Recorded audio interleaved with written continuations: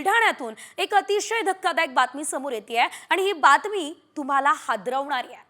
असं मी का म्हणतेय तर ही बातमी तुम्ही बघा, कारण बुलढाण्यामध्ये टक्कल व्हायरसनं थैमान घातलंय। हो, तुम्ही ऐकलं ते योग्य, टक्कल व्हायरसच। कारण या आजारामुळे 3 दिवसांमध्ये नागरिकांना टक्कल पडतंय।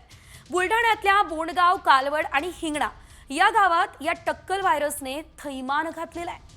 शेकडो लोकांना खरं तर टक्कल पडत असल्याचं बघायला मिळतंय। नागरिकांच्या डोक्याला आधी खाज येते, नंतर हळूहळू केस गळायला लागतात आणि अगदी तिसऱ्या दिवशी माणसाला टक्कल पडतं। विशेष म्हणजे महिलांची संख्या देखील लक्षणीय आहे।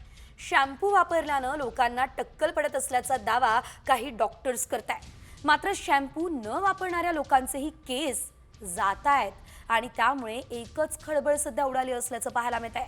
अतिशय आगळा वेगळा हा व्हायरस बुलढाण्यामध्ये थैमान घातला। पुन्हा एकदा जाऊयात आमचे प्रतिनिधी संजय जाधव यांच्याकडे। संजय, एकंदरीत आपण जर बघितलं, मोठा दावा डॉक्टरांकडून करण्यात आलेला आहे। शॅम्पू वापरल्या त्यामुळे सुद्धा खरं तर केस गळत असतील असं सांगितलं जात आहे। मात्र नेमकी काय सध्याची परिस्थिती बुलढाण्यात तुम्हाला दिसतेय, सविस्तर? तालुक्यामधील जे 3 गावं आहेत, बोंडगाव, हिंगणा आणि कालवड, या गावामध्ये अचानकपणे काही लोकांचे टक्कल पडायला लागले, म्हणजे ती केस गळती व्हायला लागली आणि सरळ टक्कल पडत आहे। त्यामध्ये महिलांची पण संख्या दिसून येत आहे।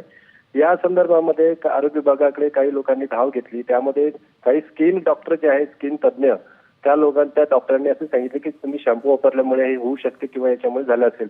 पण या खेडेगावामध्ये ज्या लोकांनी कधी शॅम्पूच वापरले नाही अशा लोकांची सुद्धा टक्कल पडत आहे। त्यामुळे ह्या टक्कल व्हायरसच्या भीतीमुळे लोक आता म्हणजे दहशतीमध्ये आलेले आहेत आणि टक्कल व्हायरस हा संपूर्ण त्या शेगाव तालुक्यामध्ये धुमाकूळ घालताना दिसत आहे। त्यामुळे हा चर्चेचा विषय जिल्ह्यामध्ये बनलेला आहे। आरोग्य विभाग यामध्ये लक्ष घालून सध्या आरोग्य विभागाची टीम सध्या त्या गावामध्ये पोहोचली आहे, तपासणी करत आहे। मात्र आता हे आरोग्य केंद्रीय आरोग्य मंत्र्याचा हा जिल्हा आहे।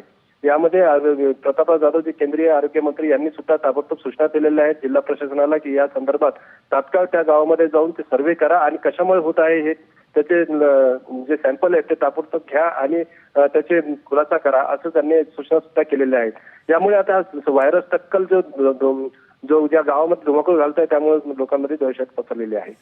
निश्चितच संजय, मात्र या संदर्भात आरोग्य विभागाकडून काय अपडेट येते हे बघणं महत्त्वाचं असेल। धन्यवाद तुम्ही दिलेल्या या सर्व सविस्तर माहितीसाठी। ग्राफिक्सच्या माध्यमातून सविस्तर माहिती खरं तर या व्हायरस संदर्भातली आपण घेऊयात।